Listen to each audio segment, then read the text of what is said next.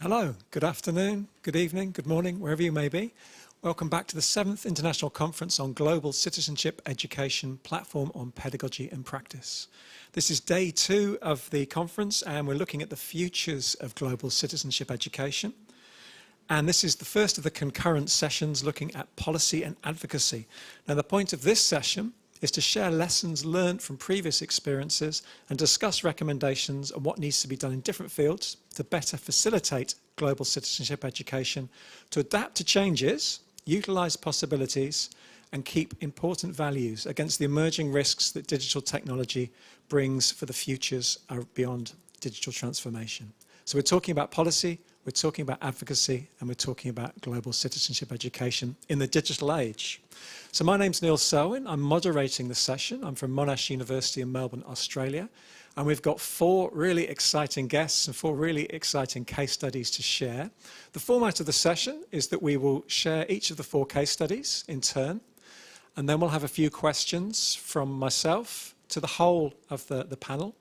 But we've also opened up questions to the audience online. So there's an online chat box that's open now for questions and answers. That'll be open throughout the 90 minutes. So do feel free to put in any comments, any questions, any queries, any burning thoughts you have, and we can put them to the panel members as we go along. So without further ado, we have 4 fantastic people to give you case studies from all around the world. First of all, online we have Ethel Agnes Pascual Valenzuela. And Ethel is the director of the Southeast Asian Ministers of Education Organization Secretariat. Also online, we have Marco Pasqualini.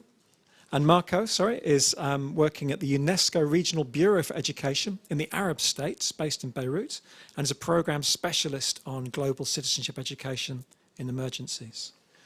And finally online, we have Pinith Chantralangzi. And Pranith is the unit head of the Social and Human Sciences sector, UNESCO's regional office for Southern Africa. Now, those 3 guests are online. We have a guest here with me in Seoul today, Walid bin Kashem. And Walid is the first secretary, permanent delegation of Bangladesh to UNESCO. So fantastic case studies. We're really looking forward to hearing from each presenter. We're going to start off online with Ethel. And so first of all, Ethel's going to give us a presentation from her own context. So over to you, Ethel. Thank you very much. And before I begin, I would like to share our deepest, message for the people of Korea. We're deeply saddened with the tragic incident that occurred during the weekend. We are sincerely sending our thoughts and prayers to the people of the Republic of Korea and to the families and loved ones of those we lost from this heartbreaking incident. And I'm very glad that today we're meeting with different experts on GCED, and to all our distinguished speakers and our dear friends I have met in many occasions. Good afternoon from Manila. I'm in Manila right now, and I would like to share with you where we are at the moment in global citizenship education in the digital age. So let me begin my presentation by discussing the current directions and commitment of CMEO on GCED. And this is actually to address the challenges brought by digitalization and our goal and our aspiration to provide more regional integration. So let me begin by introducing CMEO, or the Southeast Asian Ministers of Education Organization. So we have 11 member states and we have associate member countries. We have 26 regional centers of excellence in different fields of specializations. And we have also affiliate members from universities and different organizations who would like to work with Southeast Asia. So let me begin by sharing with you, CMEO sits in the high-level steering committee of Education 2030 SDG. This is embedded in our goal and our plan, and we would like to contribute to the achievements of Sustainable Development Goals, especially number 4, to ensure inclusive and equitable quality education and lifelong learning opportunities for all, and not to forget 4.7, which specifically aims for learners to acquire knowledge, skills, values, and attitudes to promote sustainable development, and that really includes global citizenship. So let me share with you that since 2015, we have been adapting all programs related to SDGs. So CMEO has already identified key priority areas in education, one of which is adopting 21st century curriculum. All ESD components are embedded there, underscoring the need for responsive, timely curriculum that is adaptable to the dynamic changes that's happening all over the world. So part of our mandate in the next is the adoption of our science and culture agenda. There, we have embedded some important GCED components like climate change, climate action, data science, artificial intelligence, STEM education. I'm here now in Manila for the STEM Summit, the biggest alliance of STEM educators all over the world. And with that, we would like to continue to support our priorities on science and technology, but also looking at the context of our culture in Southeast Asia. So last year, the CMEO Council, through the dialogue, we have a regular dialogue for education ministers, which we call as SDEM, and they have discussed significantly on the challenges of education, especially in the pandemic era. And in that discussion, they have agreed on 6 key points. First on the list is use educational innovation for a technology pervasive future. We were tasked to do innovative ideas and new technology and everything to future-proof education, recognizing that digitalization is inevitable and that no one is left behind. We need to have lifelong learning, and investment on teachers and trainings are there as part of global citizens. Now, defining these priorities further that will facilitate where we are headed as a region. So how is GCED being implemented in 11 countries in Southeast Asia and in the challenging times of digitalization?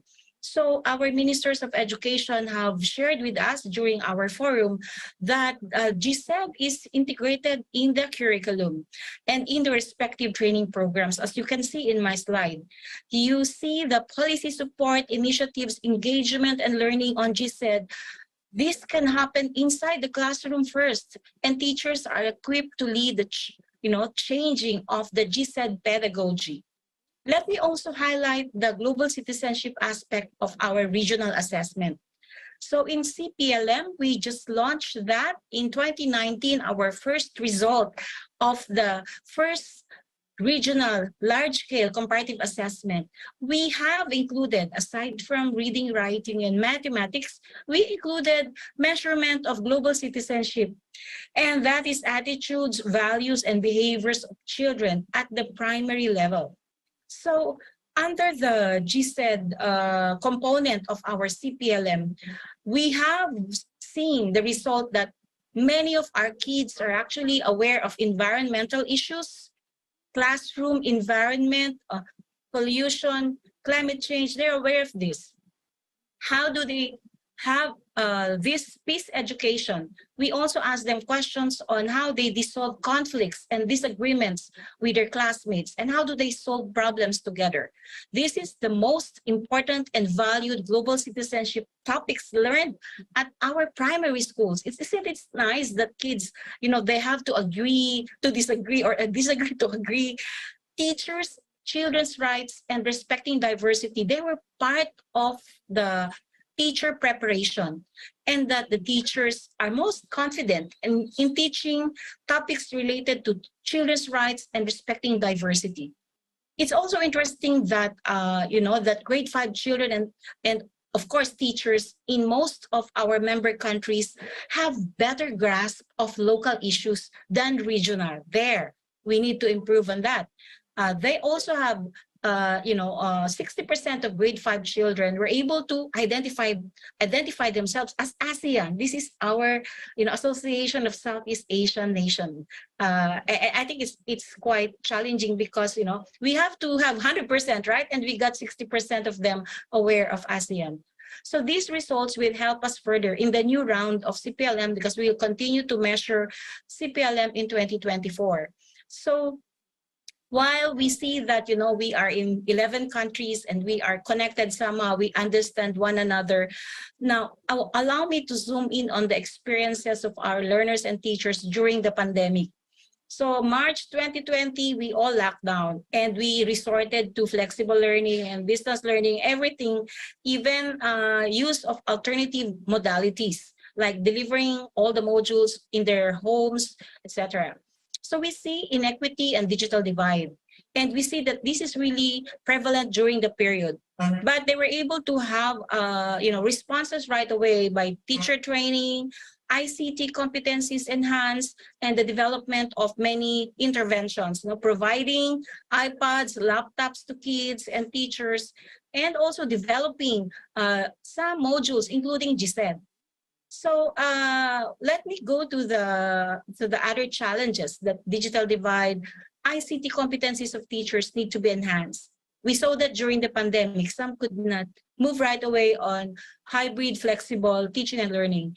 And even access to technology, 53% can have access to Zoom and other modalities. What about the other half? So we need also to address the digital divide. And as much as we wanted to foster digital citizenship, there are so many issues and parameters we need to address. And this is about access to digital literacy, access to all of these important modules.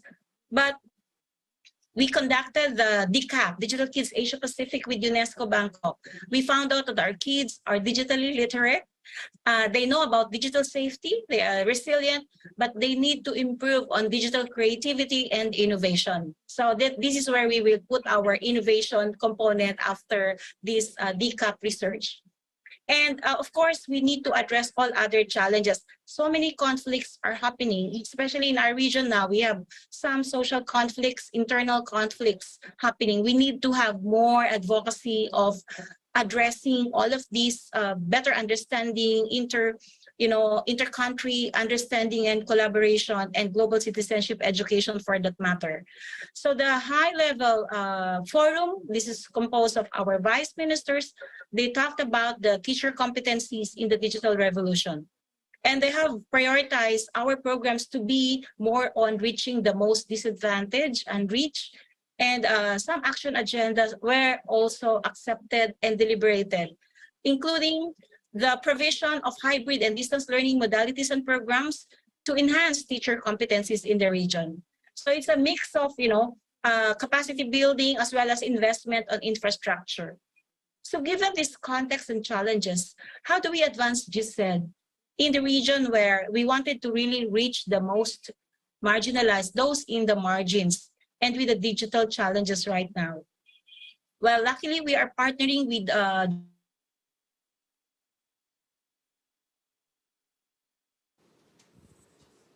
GCED component, and we are documenting all the best practices in Southeast Asia. You can find this in our website, and how our citizens are tackling this global citizenship, education, health, nutrition, environment concerns. So our goal is to capture as many success stories and as many good practices as possible. We have also publication and activities led by our CMEO centers on a variety of topics, and some of them are on global citizenship. We are working with the University of Tsukuba, engaging more teachers and educators and leaders. And of course, with Korea. Korea is now working with us on CPLM, on the CPLM 2024. KEDI and KAIS Korea really will help us train our policymakers on assessment. And this will happen next year. So thank you, Korea, for this very good opportunity to, work with 11 member countries of CMEO. We have also been strengthening our network of GCED experts and fellows. We are inviting those who are passionate on GCED to work with us in a GCED network. And of course, in terms of our digital solutions, we would like to continue with our CMOOCs, our online programs, online courses, webinars. You can find them in our website, master classes, to equip our teachers with better understanding of one another, of all member countries, and even outside of Southeast Asia, using our platforms. And finally, After the successful global digital literacy promotion, we are now embarking on new programs that will bind the region. So we are investing now not only on the DTM course or the disability inclusive online course, but we are developing now the transnational higher education program, which will help the region, exchange scholars, teachers, and students further deeply embedded in our region. So this is part of our commitment on GCED, exchange programs and mobility. Where we are headed to transform GCED, we can use this platform, GCED, in transforming education. That's why in Transforming Education Summit, where I have also attended, this 3-day summit also focus on different thematic tracks of inclusive, equitable education, healthy schools, learning and skills for life, teachers, teaching and teaching profession, digital learning, transformation, and financing of education. We are now consolidating all the commitments of member countries during the Transforming Education Summit so that we can report this back to UNESCO and we can monitor. So after all, this Transforming Education Summit is a trigger, and we need to put our heads, hearts, and hands together in this call for action of SDG 4 High-Level Steering Committee. We need to commit to, number one, greening education to get every learner climate ready, connect every child and young person to digital solutions, but noting the inequities of digital infrastructure in our member countries, addressing crisis in foundational learning. One out of 10 can read, but it's still difficult that CPLM was able to pinpoint some challenging, issues on foundational learning, and kids cannot read 1 out of 5, and of course, mathematics competency is also very low, and so on and so forth. So we need to transform education. We need to have gender equality and empower our girls and women.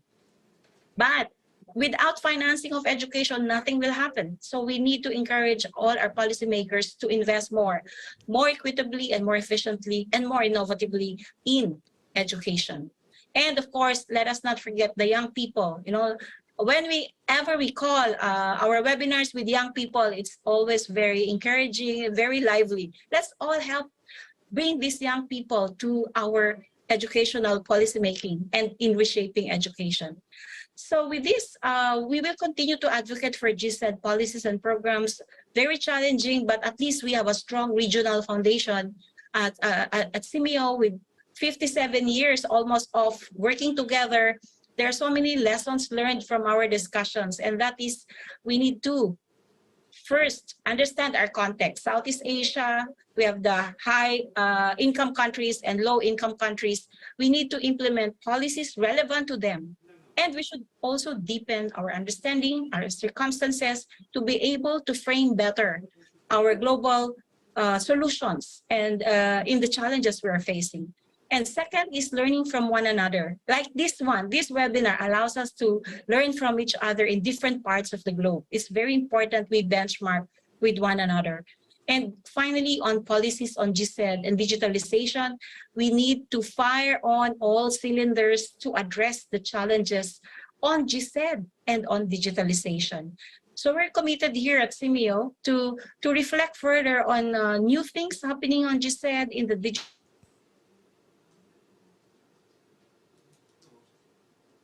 the best strategy for each one. No one size fits all, but definitely the context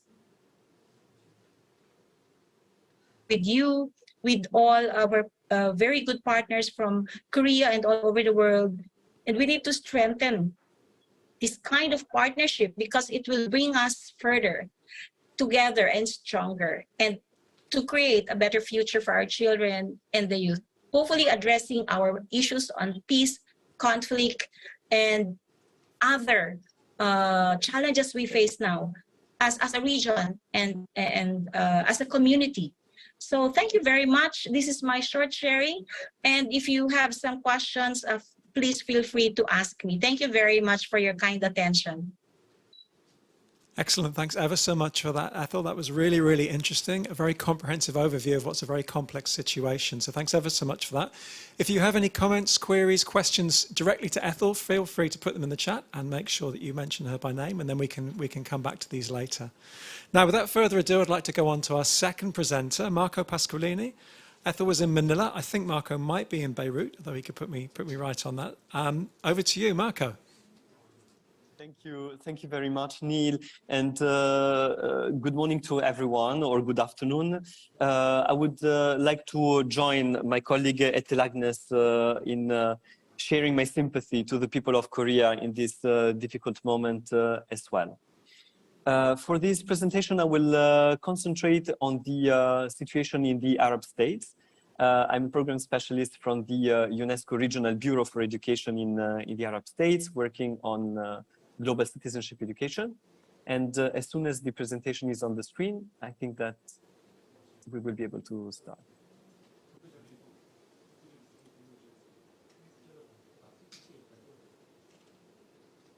Excellent. So if we can move to the next slide.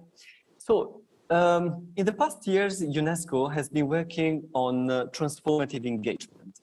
Global citizenship education is aimed at producing positive change in societies.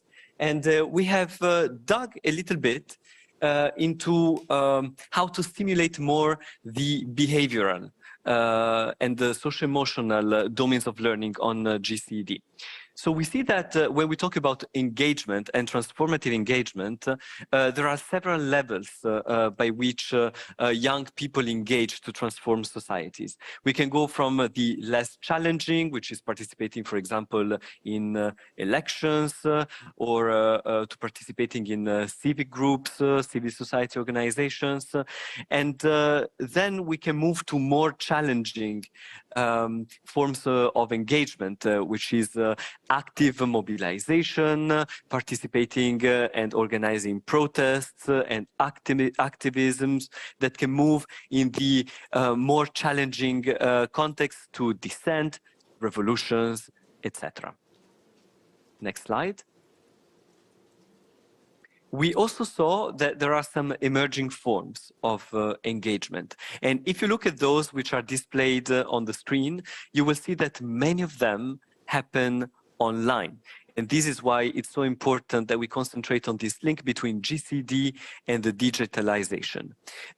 Some of them are, for example, feminist digital activism. And we all know about the Me Too movement that started online. We know about fan activism. Many of you might have seen the Free Britney movement that was very active on social media. But this is also active in other domains. If you look at social entrepreneurship, today, many entrepreneurs start their businesses online. Next slide. Now, the situation in the Arab region. The Arab region is very connected compared to other regions in the world. We see that the number of individuals using the internet is above the world average. And we see that especially youth are extremely active online and on social media. Even though there are some gaps in between sub-regions, we see that, for example, the Gulf Cooperation Council countries are very advanced when it comes to connectivity, but the whole region is still very present online. And COVID-19 really accelerated digital transformation, both in the way we teach and learn, but also in the way we communicate on a daily basis, and we do commerce, for example. Today in Lebanon, most of the things when it comes to commerce happen online through Instagram, WhatsApp. The Lebanese are extremely active in this. Next slide. But despite this, we did a study last year to see what kind of commitment to engagement students from higher education institutions in our region were ready to commit. So we asked questions such as, over the next 6 months, are you ready to participate in a demonstration? Or are you ready to commit to a global cause? Are you ready to express your views online? And if we look at the results, of this study. You have more information in the full publication if you, there is a QR code on the slide. We see that the kinds of action that have the least number of responses or commitment are those that happen online. Why? Is it because students are less committed to expressing their views in the fora that put them more under the spot? Is it because there are stricter regulations when it comes to expression online in our region? These are things that we can look upon. But we will also find some of our recommendations in the last slides about policies. So next slide. What brings young people to action? Because the aim of global citizenship is not only to learn about facts, but it's really to push students to act for change. Through our study, we saw that at first, a learner needs to perceive a gap. And then when one perceives this gap, there is a whole process of internalization of the issue. So I make the issue mine. I connect it to my personal experience. I connect it to what I lived in the past and what I feel as an injustice in my own sphere. And then there needs to be a connection with others. To feel empathy, to understand the complexity of the issue, make new encounters that make you feel willing to act for change. And it's only through this whole transformation process that one starts to act for change. And these are the steps where schools need to act to bring this transformative engagement through global citizenship education. Next slide. How to stimulate engagement. This is something that we can work on when we do our policymakers' work. There are 6 areas for actions which we recommend based on our experience in the region and based on the studies that we conducted over the past years. The first thing is to make students exposed to new or other realities. And there is a very good way to do this is to do project-based learning. It can be inside school, but it can also be outside school. And what Ethel Agnes presented with the ESD, Japan ESD prize is a good, let's say, showcasing of this kind of work. The second area is to expose students to diverse views. And in this sense, debate and internationalization are so important. And since we're talking about digital technologies and the digital world, digitalization can really help in stimulating and working on this policy area. The third point is to have guides for action. As we were saying, students need to be exposed to new realities, but also to people who inspire them. And this starts in school. So inviting external tutors or people from civil society organizations to school is essential. Fourth action point is learning about facts and issues, especially recognizing fake news from facts.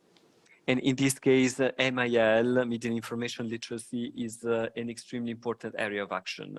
And I know that my colleagues from UNESCO already presented about this during the conference. Fourth action is digital technologies.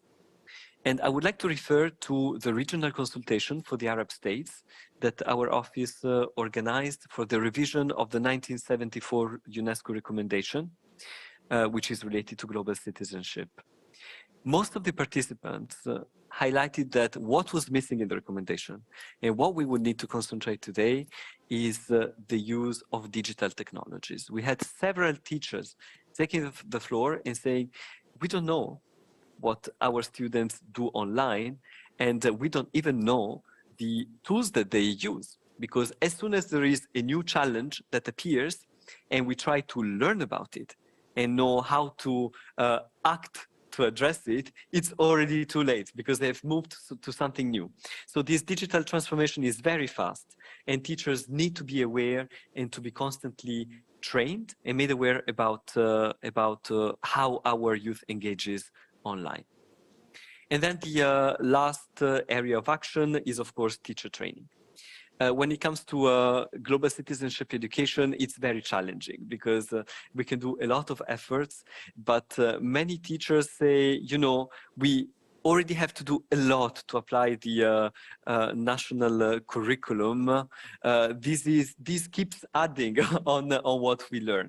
I think that the real key here is to explain how to embed GCED in other topics, literacy courses, history courses, geography. And also what is key is pre-service training. The UNESCO Beirut office is now working on GCD in higher education. And as a next step, we are going to work with several universities from the Arab region to think about a sample or a template of a course on target 4.7 GCD and ESD for pre-service training for teachers in Arab universities, and this will happen next month. And all these, of course, to be embedded under target 4.7. Now, I would like to show a concrete example of a project that the UNESCO Beirut office implemented in Lebanon last year in the schools affected by the Beirut blast. This is a project about GCD through the arts, made with artists that puts together several of these 6 areas that I've just shown. So I kindly invite the organizers to launch the video, please. تخيلي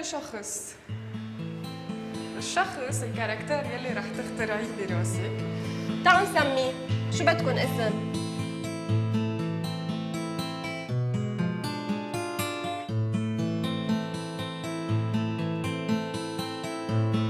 Global citizenship education is an educational approach that nurtures solidarity and tolerance in learners. جسمكم بيقطع الفضاء مثل السهم، عم تقطعوا الهواء.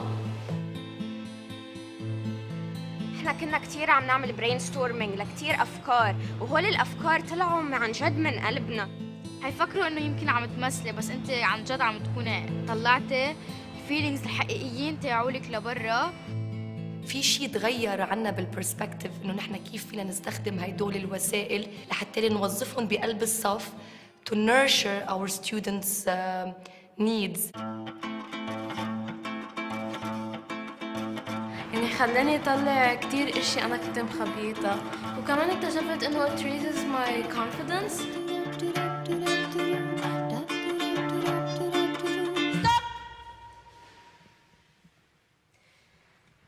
غرقتوا.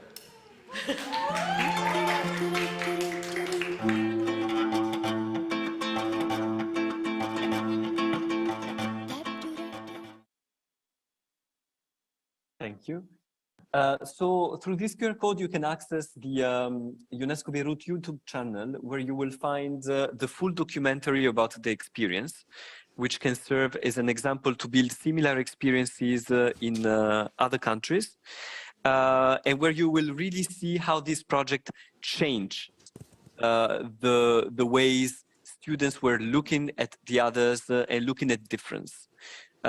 So I really invite you to look at this, and also at the films that were produced by our students that touch upon a number of sensitive topics which are present in the Lebanese society.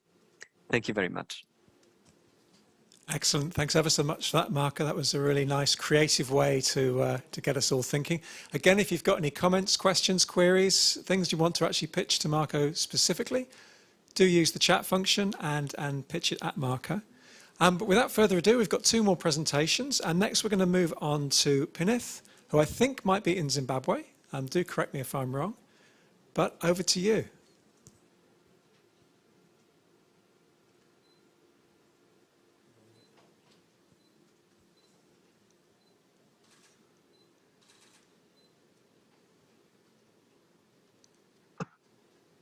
Hello, good morning. Good Thank you morning. so much, Neil. Can you confirm that We can hear you, I'm we can clear? see you, you're good All to right. go. All right, thank you so much. It's a pleasure for me to be here, and thank you so much for the invitation to the organizers. It's always a pleasure for us to collaborate and to work with APCU and the Korean friends and colleagues, which have who have also supported us from this side of the world in Southern Africa, where I'm based in. I'm based in Harare, in Zimbabwe, covering Southern Africa region. I'd like to highlight some of the thinking that we have been addressing here in this region in relation with the transformation, disruption, and diversification that GCED nowadays have also to think about. And what I will do is that I will just interrogate how GCED can make the difference in a world that has become very, very complex with very deep transformations, sometimes disruption, and more particularly diversification that we also have to embed in the way we reflect and in the way we encourage actions and positive behaviors from the learners as well. I'd like to start with the first transformation, which all of us know about, is our very, very busy world. And just this picture to share with you, of course, what we all know. Today, the planet and the Earth has been tamed considerably by our civilizations, our society, our technology. This is not new, however, because transformation has always been here since the humanity has started to live on Earth. But I think what is new is the intensity and the depth of interventions, of human interventions, so much so that today GCED has also to think about the notion of Anthropocene, which is this new geological era where human is impacting even the climate. And this is why we're talking about climate change that is interrogating our place and our role as individuals, as societies on Earth. But humans have also transformed now their own capacity to intervene on the genes, on the human species, to transform also the way humans are biologically. And this is about bioethics, ethics of intervention on the living themselves. That is also something disruptive in the way we understand our freedom, in the way we understand the dignity that individuals and societies have as an inherent part of our beings. So I'd like to just point one important fact, which is transformations of the planet, of the climate, that are prompting us to do GCED differently. To what aims, we'll come to that at the end of the presentation. The second pattern that I'd like to highlight is the fact that today we know that approximately 10% of the global population concentrate 84% of the global wealth. Wealth meaning, GDP, but also access to resources, access to water, access to minerals. And therefore, we are in the world of great radical divide that has been also amplified by the recent pandemic. Really today, and I'm talking about from the perspective of the African communities here, you know that this continent, Africa, concentrates the majority of the minerals and mines in Africa is a political stake, an economic dispute where great investors are, fighting to access resources, natural resources. And I'm mentioning this because it relates to the kind of unequal economic system we are in, where Africa, while concentrating the most of the natural resources on Earth, in terms of mines and minerals, is also the poorest, and communities in this part of the world have the least access to natural resources and also incomes related to exploitation of those resources.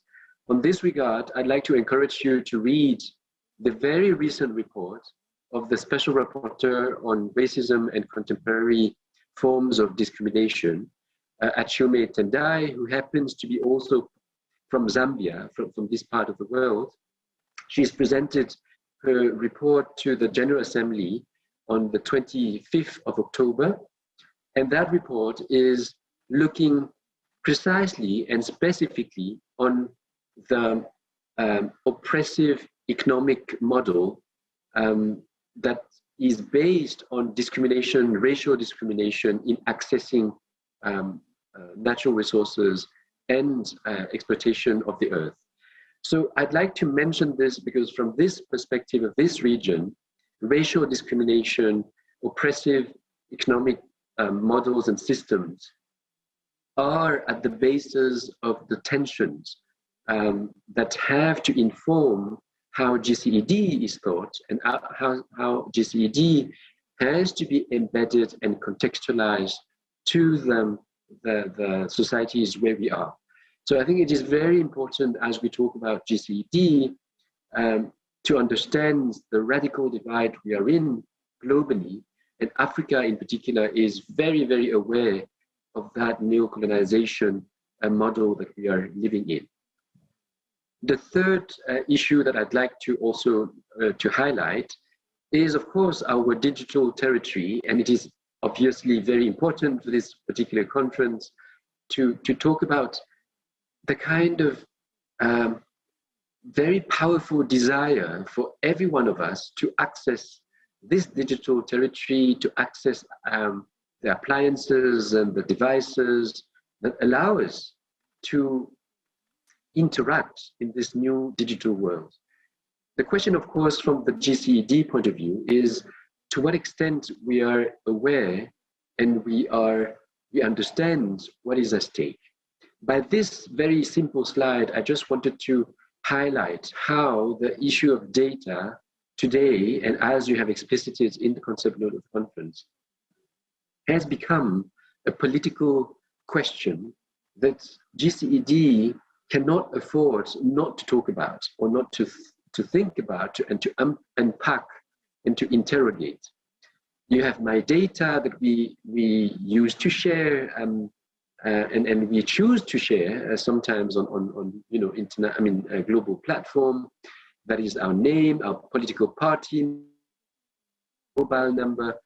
But then you have also data about me that can be collected by those platforms from the phone metadata, from the GPS location that you also share without you knowing sometimes, and satellite data that can be harvested, collected by those platforms without me necessarily choosing to share those data. And then moving a bit further, you also have then the next stage, which is the data about people like me, which is called inferred data. That is really the consumer preferences, the analysis of your preferences as individuals and individuals like you, so that they can create models and algorithms that will target you as a client. Political affiliation that can also enter into consideration to define your profile and to target you individually, and to define and to influence, to determine your political choices sometimes. And we have heard of course, huge scandal on that regard with Cambridge Analytica. I will not unpack that. I'm sure you know about it. And the risk quotient also that can be inferred from the data that you have chosen to share at one point. So I'm pointing this out just to highlight on one thing, which is the complexity of this digital territory, which is at the same time very attractive, very appealing to our young people who are born with these new technologies and who will be living with this. But the question is, how can GCED raise awareness?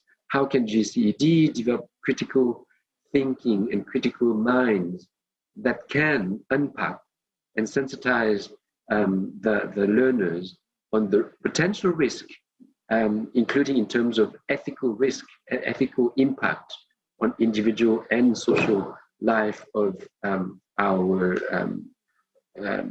citizens, but also younger generations. Let me end my analysis of the world we are living in, especially from this part of the world, Southern Africa, by using this term that I've read recently from a philosopher, Alain Damasio, who is talking about doing politics. We need to reinvent the way we do politics with a Y. And he's proposing to use this term to emphasize on the desperate needs we all have to deal with diversity. Our societies have become so diverse. They have always been diverse, but with globalization, with circulation of ideas, circulation of people, circulation of trade and products, our societies have become very, very diverse, and GCED again has to deal with diversity. At the same time, our societies are also facing closure of identities, closure of borders, building walls to separate communities, to separate nations. We have also become very suspicious of new ideas. And the social media, my colleague Marco has talked about MIL, media information literacy, to also make sure that we check the sources of our the news that we share. Otherwise, we are cultivating a suspicion on ideas, and sometimes great ideas and progressive ideas are countered because we are, using false information. We are also cultivating a lot of fear of the others. Xenophobic attacks in our region, in South Africa in particular, where Zimbabweans, Mozambicans, Zambians are migrating to South Africa to work, and South Africa is attracting the majority of migrants in Africa, and also that stereotypes that Africans are migrating massively to Europe is not true. Africans are migrating internally on Africa and essentially to South Africa. And we have a lot of xenophobic attacks, a lot of discrimination and violence and murders of migrants in South Africa, where, of course, now GCED has to play a role if we have to overcome that kind of really, really severe symptoms of rejection of the others. But I think doing politics in this area is also dealing with the fear of the virus. And I think that new fear of virus, of contamination, of the others being a risk for us, is also something that we must not neglect moving forward, and GCED has to play a role. So doing politics, I found it very, very important as a notion, and very symbolically formulated in this why that we have to tackle as educators. Let me end up my intervention by just now reflecting more deeply on how we should move forward with 3 recommendations. Before that, I would like to share with you this very, very interesting article that you can find online in the UNESCO Courrier. The article is entitled University and the Democracy of the Gullible. And you see this picture where, today, education system is called upon to train, concrete skills, to train learners to adapt and to adjust and to fit into the labor market.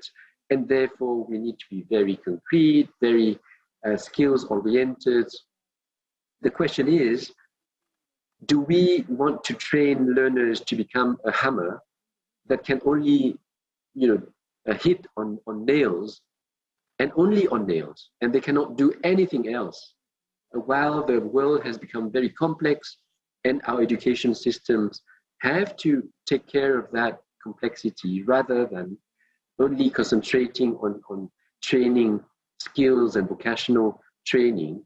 And here again, GCED has a very, very important role to play to diversify the skills, the knowledge, the competences, the behaviors, rather than concentrating on one single competence or skills, because we think that today the labor market needs that skill, and therefore we have to transform the education system just to fit and to respond to the capitalistic labor market that we're living in, which will change over time. So I think this article is an excellent interrogation on how education philosophy has to be thought holistically and not reduced and limited to one skill development. Let me end up by highlighting 3 recommendations from my side, learning from what we are doing here in this region. GCED cannot work as a preaching. We cannot come and preach GCED as if we were in a church and we are preaching messages that are totally theoretical. We need contextualization, and I think my colleague Ethel has insisted on contextualization. We have to, in this region, for instance, we are articulating GCED teaching with the history of liberation movements, the fight against apartheid, the fight against racial discrimination. We are connecting GCED to respond to that history and to continue to form and to train the mindset to continuously fight racism and xenophobia in this particular region. So contextualization is important. Otherwise, UNESCO would be preaching GCED without any particular concrete ground to lend for learners to be using this concept meaningfully. Second recommendation is to highlight tensions and to highlight difficulties. Sometimes GCED, we tend to present it as, the ideal world. Everybody is living together in peace and in harmony, which is not true. We have borders in Southeast Asia. Since we're talking about CMU, we have borders everywhere, and nationalism is very strong. In this region of the world, Southern Africa, is the same thing. How can we come and preach GCED and ignoring and pretending that we are not dealing with borders, walls, discrimination, rejection? So we have to tackle, and we don't have to be scared of, cultivating the critical minds of the learners to deal and to reflect with tensions, conflicts, and controversies in their own societies, to make sense out of it. And I think one discipline that can help is the philosophy for children and philosophy in general. There's a lot of practices that UNESCO has promoted over the years, and philosophy can be used from the age of 4 in kindergarten to start cultivating the critical mindset that will be needed in the digital era. And I think it is an important role that GCED should play. Last recommendation is interdisciplinary. It has to be an interdisciplinary approach. And I'd like to share with you that early September, we organized a regional forum on AI for Southern Africa. And one very important recommendation the ministers of education, ministers of science, technology have recommended is that education system, coding, AI literacy have to be interdisciplinary. We cannot do coding just for coding. We have to anchor coding into a holistic approach where sociologists, philosophers, anthropologists, historians, as well as IT specialists, as well as computer science specialists, they have to work together to define the coding. What for? What is the purpose of doing coding? What is the purpose of doing AI literacy? We have to take care of the ethical dimensions of AI. And that is one very good recommendation that the ministers from this region has now adopted in the Windhoek statement, Windhoek, the capital of Namibia, where the conference took place. And UNESCO now is looking forward to support the ministers to develop that interdisciplinary approach to tackle the AI issue, the digital age, and of course, GCED will have to redefine to tackle that challenge of interdisciplinarity as well, dealing with new technologies. I'd like to thank you for your invitation and for the opportunity to engage with you, and I'm ready to continue this conversation. Thanks so much. Thanks ever so much, Pinith. You've blown apart the whole idea of digital education, raised a whole bunch of critical questions, and we will come back to these very, very shortly. Just before we do put any more comments, questions, queries, observations, rants into the Q&A section, into the chat section, and we can get to those straight after the final presentation. Walid, who I know where he is because he's sat right next to me here in Seoul, and he's flown here from Paris. So without further ado, over to you, Walid. Thank you, Neil. I feel really marginalized here because once a non-expert like me is placed after 3 experts, then I really have very less amount of things to add through my presentation. But let me try, and let me thank my previous 3 speakers, Ethel, Marcus, and Finit. Really, you have pointed out some meaningful and thoughtful areas that we really need to address in the discourse.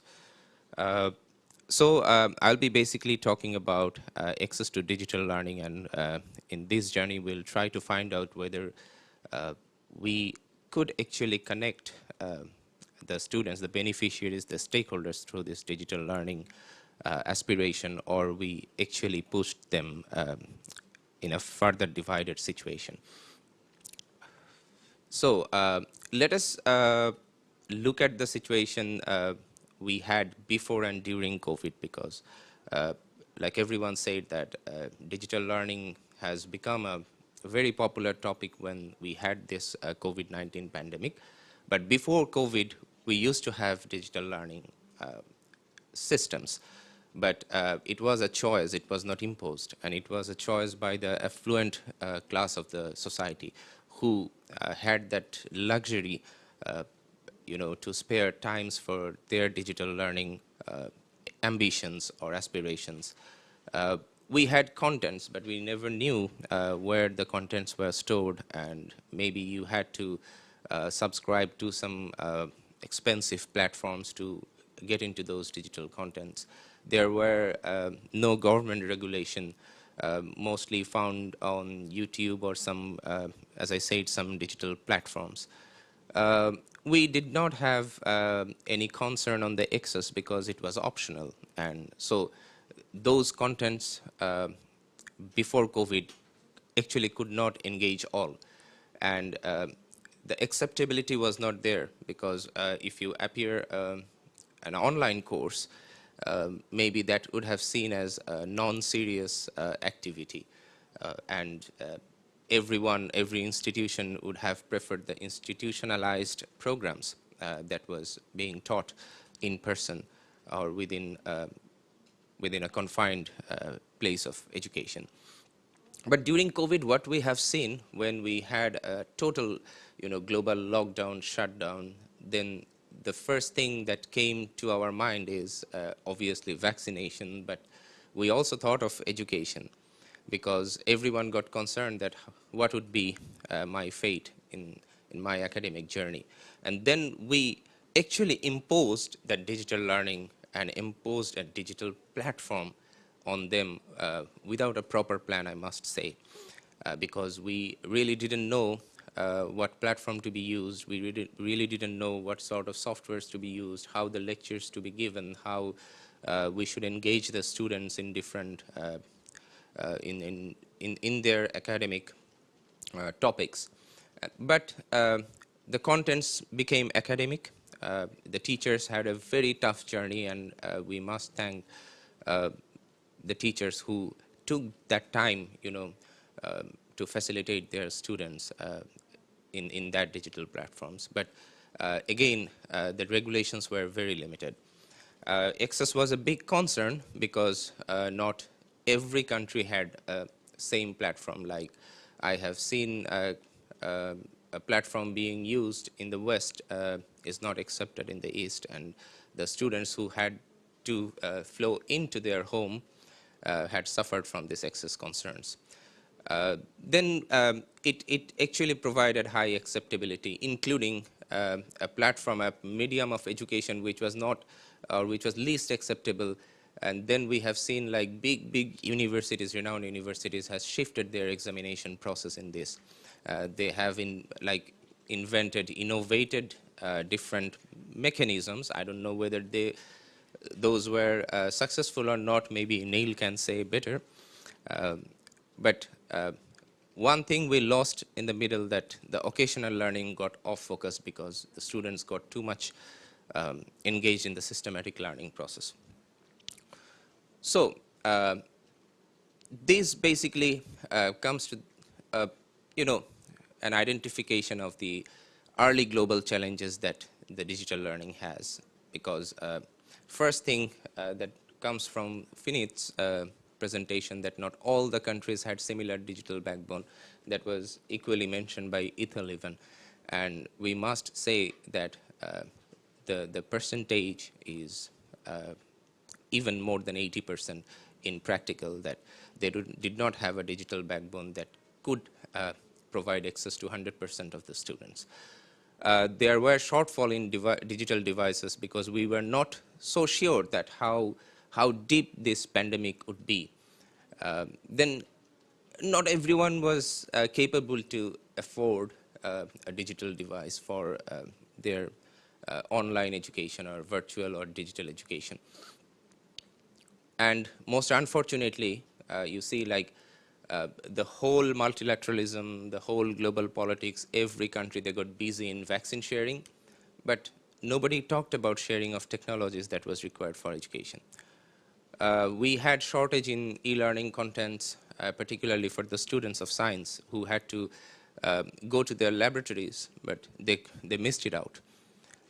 And for the kids who are at the primary level, they had a digital overkill because we have seen that their average screen time has gone really high. We had less human interaction because the classrooms, they used to provide a perfect ecosystem for learning, but the virtual classrooms are, this could not retain their students appropriately into the classes. And I'm quite sure that most of the students could not benefit from mutual learning because they did not have that interactions. And the value-based education in that way really suffered. So the next slide is about the situation in Bangladesh, what we had. We were quite fortunate that on that very moment, we had 99.6% of population who had access to internet.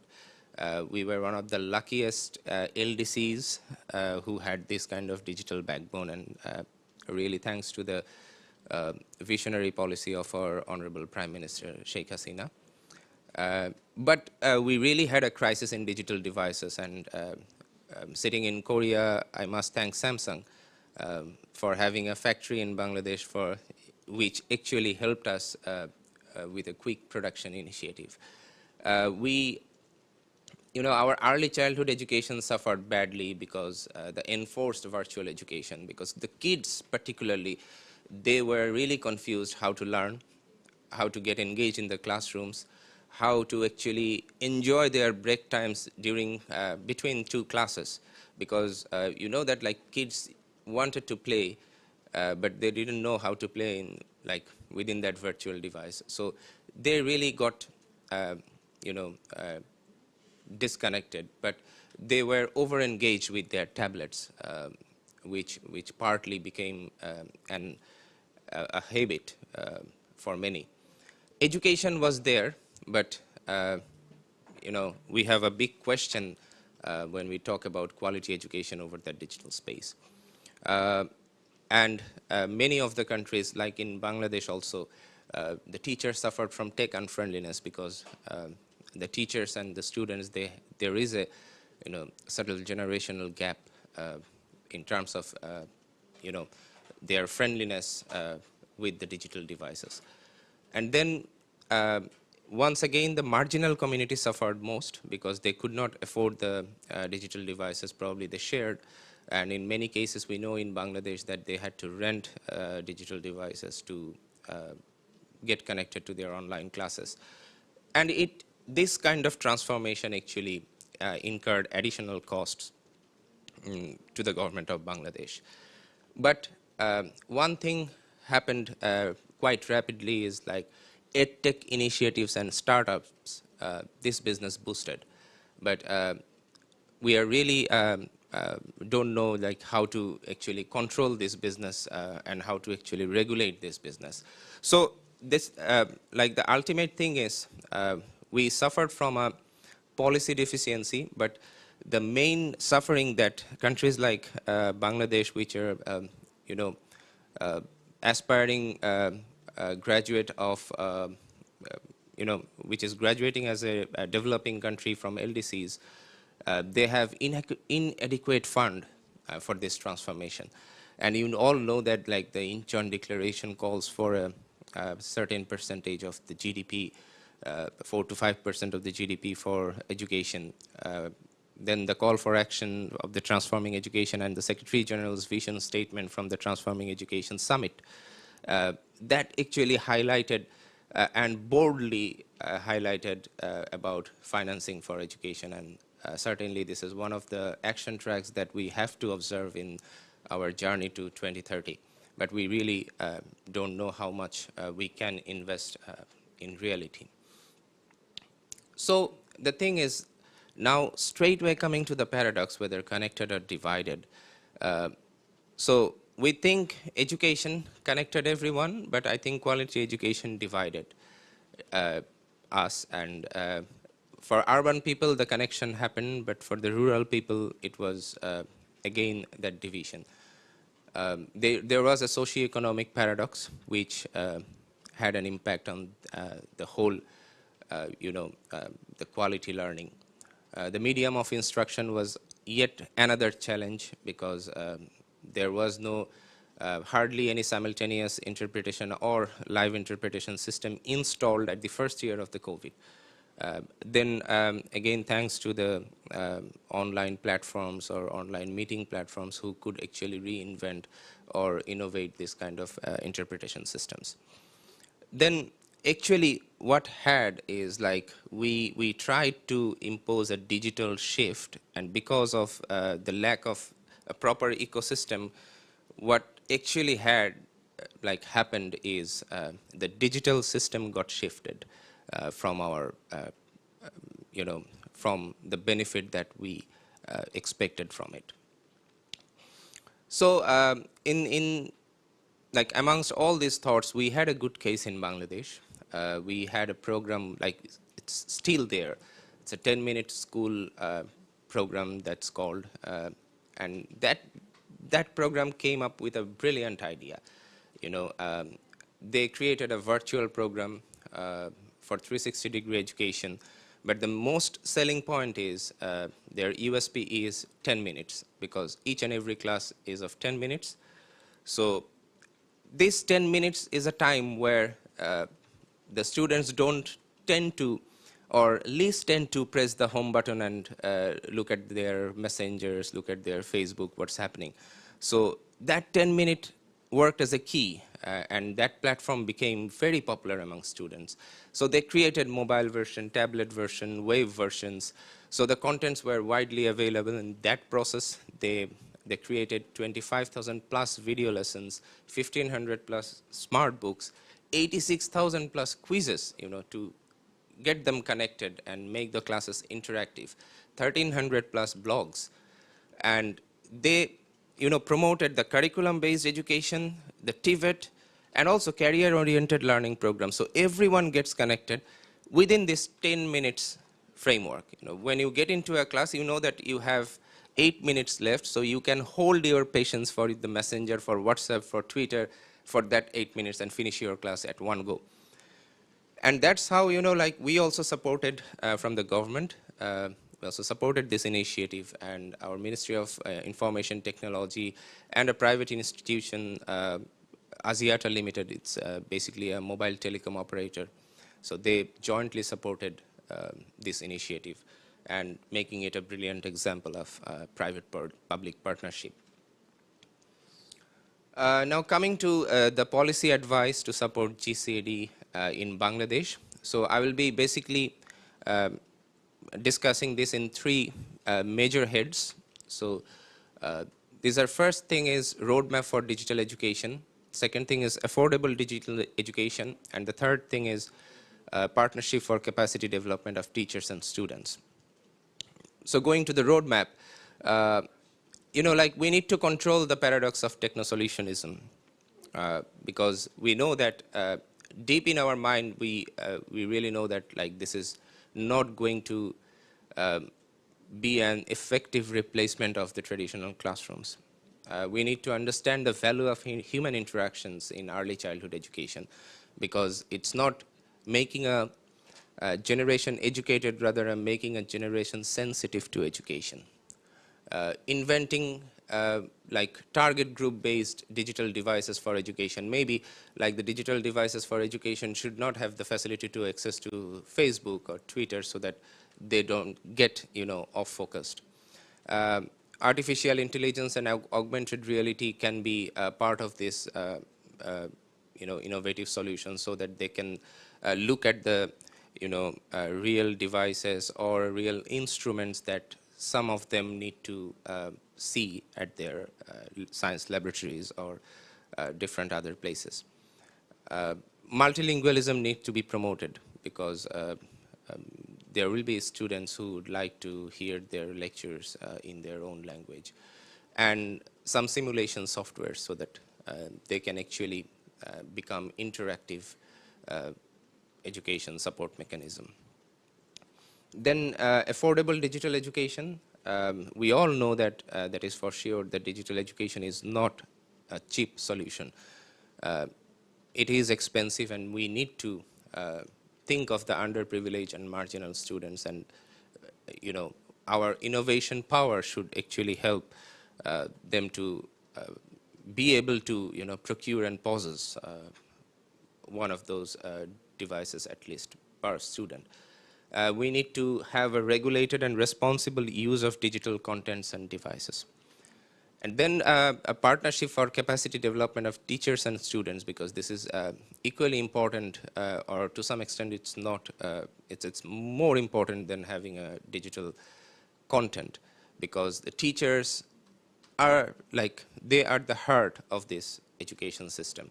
And without them, without having equipped and better equipped teachers, we cannot actually aim to have a better education system. So we need funds for transforming education, we need support for training of teachers, and we need to share the best practices among us.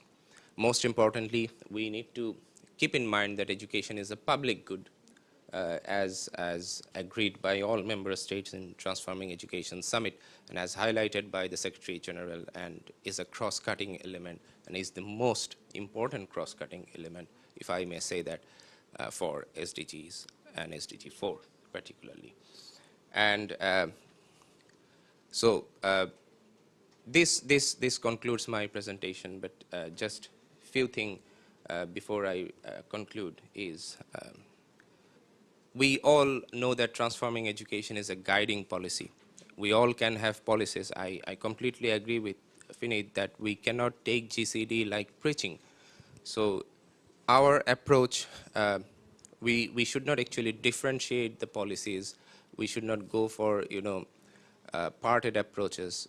We have a central policy, we have a central guideline, but we need to move through an integrative nature, and we need to accumulate the senses, the essences and the senses of the small applications, and have our collective thoughts.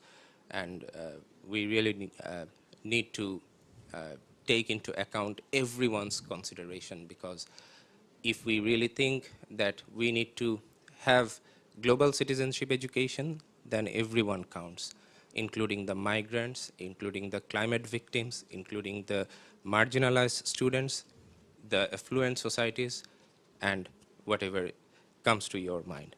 So, borrowing a phrase from my dear friend Ethel, we need to agree to disagree or disagree to agree. We need to work for education. And we need to ensure proper quality education for all. Thank you, Neil. Thanks to everyone. Excellent. Thanks ever so much for that. That's all 4 fantastic presentations. We have 15 minutes left for discussion, so we're going to be quick, we're going to be precise, we're going to be concise. I'm going to be a harsh chair from now on. I've got a question that I'd like to ask first of all to Ethel and Marco, if I may.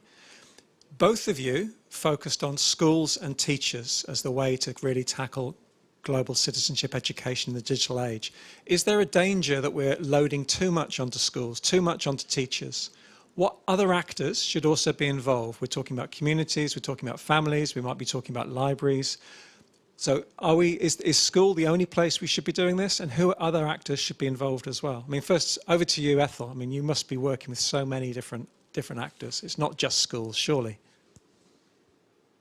Yes, that's a very important question, because the education of the child is not just happening in school. It's also happening in your house, in your family, in your community, in everything, everywhere you go. Education is there. But since I'm coming from Southeast Asian Ministers of Education organization, our bosses are the Ministers of Education, and we work on policymaking in education at the regional level. So I think my focus will be only on the school itself, how we, address GCED in the curriculum, in extracurricular activities, because prior to my presentation, we also did some survey on ESD and GCED, and we look at where GCED is embedded in different curriculums. So basically in civic education, morals education, it's in primary schooling, and also in high school and even senior high school. So this is where we see where it is being integrated in the classroom setting. Certainly, I agree that learning can happen anywhere, but my focus is on teachers, because, teachers in our region, they have different contexts, they have different qualification, they have different degrees and preparation upon entry to the profession. But as you are a teacher, you should be equipped with the right information, the right knowledge, the right skills in integrating GCED. Because normally, I'm a teacher actually, so sometimes our schools will tell you that today our trust the whole week will be peace education. And as an English teacher, you have to make sure that there is peace in your stories, in your, that you will be able to integrate peace. You have to integrate it in mathematics education. You have to integrate wherever you are teaching. And this is where your preparation and your instinct will come. What will I teach on peace education this week? You have to choose the best case study, the best story as a teacher. So you also have to see, because my focus on presentation is also on digitalization, where many of our teachers reported having limited access to ICT. I'm sure there are so many GCED in YouTube or in many platforms, but some teachers do not have access to these. That's why, as I said, when we bring different programs in Timor-Leste, for example, my context is on Timor-Leste, we try to offer, online classes for teachers, but they don't have gadgets. So what we did is to print out these modules that are available online, and so teachers can really actively learn and participate. We have to give each and every teacher the modules, but also accessing those who have access to online platforms. They can join us online. This is where the context is happening. Even if you say everybody 100% hybrid online Zoom, hey, not all have access. And this is where I'm saying that contextualization is important. Teachers have different preparation, different allocation. So they really play an important role in ensuring that the proper information, the proper setting, case study selected. Also, the limitation of resources on this, I would like to emphasize when I was asked to teach values education, I don't have a lot of references and I have to rely on my reading. And teachers' creativity will be there, you know, where you get materials when there are actually not a lot. So I really applaud UNESCO UpCU because they have provided a lot of resources for the teachers. And this is where, you know, it's very important that partners, the UpCU is a member of CIMIO, so we ask our teachers to access UpCU materials or to join exchange program or to participate in some webinars organized by UpCU, because we don't have a lot of resources on this, and so we have to make sure that partnership and support to one another is there. Very long answer, sorry. Indeed, we've only got 9 minutes left, so I do want to be quick because we've got questions from the chat, we've got all sorts of other things, and I'm going to ask you all at the end to come up with one policy recommendation. So time is of the essence. Marco, did you have anything to add? Lots of things you're talking about, hate speech, trolling, that's nothing schools can deal with, surely. So Ethel already provided a very articulate and complete answer, but let me just reiterate that GCED is a whole of society duty. Indeed, here we are concentrating on formal education because that's the core of our activities, including for us as Regional Bureau for Education in the Arab states, so concentrating on formal education, but also let me say that parents and the community at large have a very important role to mainstream GCED. But once again, schools, through their daily interaction with parents and the community, the burden is also on them, and they can really make sure that the community brings their experience to the school environment, and that school educate on GCED the broader community. The example that we showcased of GCED and the arts is, I think, a very good example about that, because GCED was mainstreamed by artists, so not by teachers, in cooperation with teachers, but by the broader community as well. No, that's a really good case study to use. So moving quickly on to Finnith, you seem to be advocating for a kind of critical digital education, which, I mean, makes perfect sense. Digital is entwined with the Anthropocene, with a lot of the kind of divides that you pushed. But what would be the point of a critical digital education? Is it just to make us feel worried or fearful of technology? What would be the practical consequences of having a kind of critically engaged citizenship? What do you want to get from this kind of critical knowledge, this critical awareness? Well, the short answer, Neil, is probably to have learners be alert of the reality where we are in today, and especially, you know, our Bangladesh representative mentioned addiction. Are we dealing today enough on the issue of addiction for social media, for instance? And we see today that you know, at the age of 1 or 2 or 3, parents, I mean, give access to the children, give devices. Is that fair? I think we have to really educate on the potential risk, but more than risk, this is not about, you know, disseminating fear. This is really cultivating the alertness and the critical thinking into learners.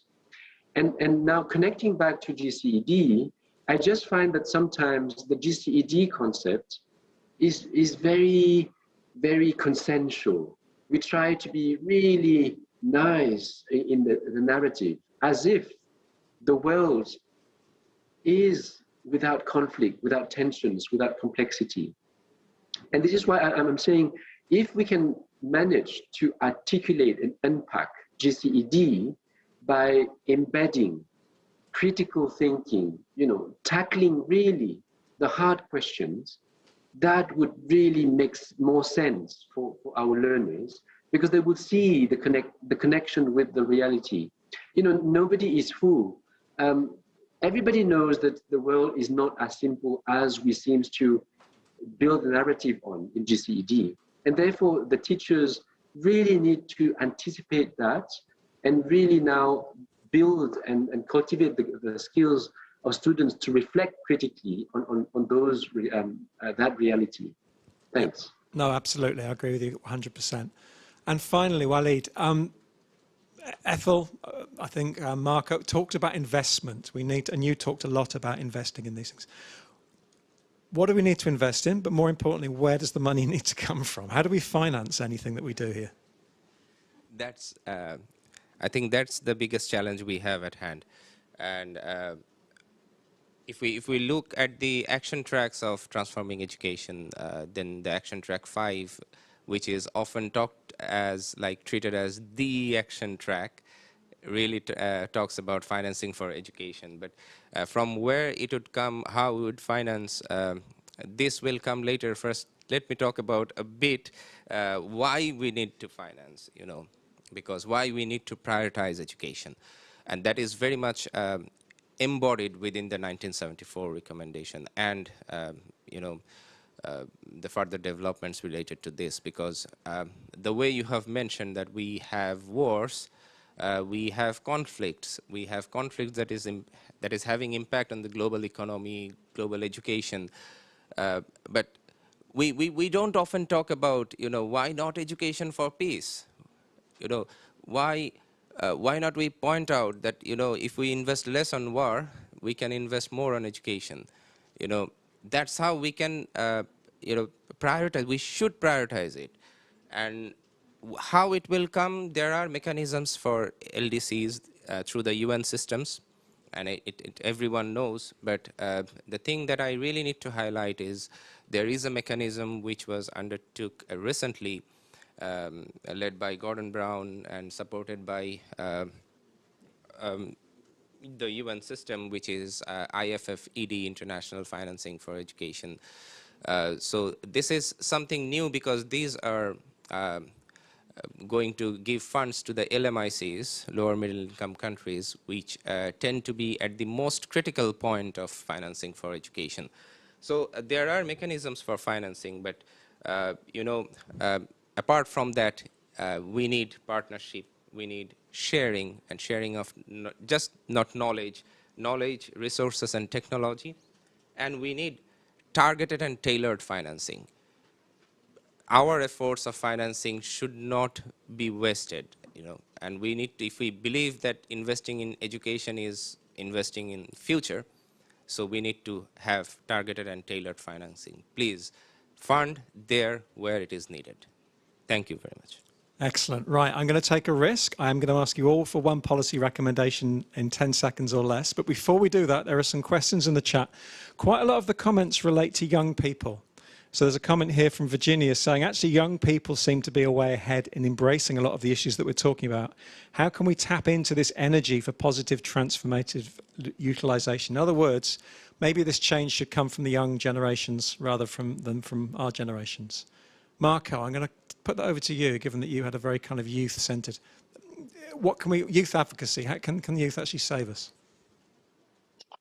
So they are already doing it. They are the drivers of change, and we see it in this very moment in several countries in the world. I think that what we can invest more when it comes to GCED and the advocacy power of youth is the higher education sector. Little was done in the GCED in higher education. We have started doing this work recently, and there are some very concrete things that youth can do to promote GCED in their environment, but also at the school level. It's through students' associations, cultural associations at universities. It's through students' dialogue groups. Finit was very right when he was saying, let's talk about hard topics in a very open way. Young people can be very active in that, but we need to support them. in how to speak and advocate in a responsible and effective way when it comes to discussing about hard topics in society. So yes, youth have a strong power in this sense. Still, I think that it is our role to accompany them, to really unleash their potential and support them in a way that makes their initiatives effective and with a strong positive impact. Perfect. Right, we have 13 seconds left. So all four of you want the killer policy recommendation. One take-home message from this. Ethel. Thank you very much. So we know that education, among any other things, is a powerful social elevator, and it's actually one that brings economy into higher level. Like, you know, the case of Korea and the case of Singapore focusing on education will really help make you a different economy, advanced economy. But however, right now in our region, we prioritize exchanges of young people. We want them to learn more about other countries, not just in their own country, but in other countries as well. We foster internship abroad within the ASEAN region. And in fact, we have sent already over 3,000. So if we have 3,000 per year learning and, you know, learning from one another, Thailand, Malaysia, Indonesia, and the Philippines, you know, 1 month, 2 months, or 3 months, including industry internship, we will have a better economy where managers in the future will have better understanding of each other's context. And though during the pandemic we introduced virtual mobility, many young people still participated, even if it's virtual. So we want to continue learning with one another and learning from one another. I think this is the way to go, and this is what Southeast Asia is currently investing in. You know, the young people would have better access to education in other countries. Transnational internationalization will still be our priority. Thank you very much. Perfect. Right, I'm going to get told off because we have gone at least a minute and a half over time. But Marco, in 10 seconds, do you have a policy recommendation? Yes, policy recommendation is to open schools to community for a real whole school approach. Excellent. I like that. Finneth. For me, is really support. Government must support teachers for them to be autonomous and to trust them, to give freedom to them, to build new approaches, to connect to new communities, to new actors, with the constraint that they have, time. You know, they don't have expanded time. So we have to support them in being innovative, being autonomous, and being free. Thanks. Yep, giving teachers space. And last of all, Walid. Plain and simple, don't forget the forcibly displaced, don't forget the climate victims, and hashtag education for peace. That's an excellent point to end on. Thanks ever so much for your time. I'd like to thank all of our presenters and the audience for giving some questions. It's been a fantastic discussion, well worth going over time for. We're going to have a 15-minute break now, a 5:00 break, and then we'll return for plenary session number 2, which will be at 5:30 Seoul time, 9:30 in the morning Paris time, and we'll continue those conversations then. Until then, thanks ever so much. See you soon.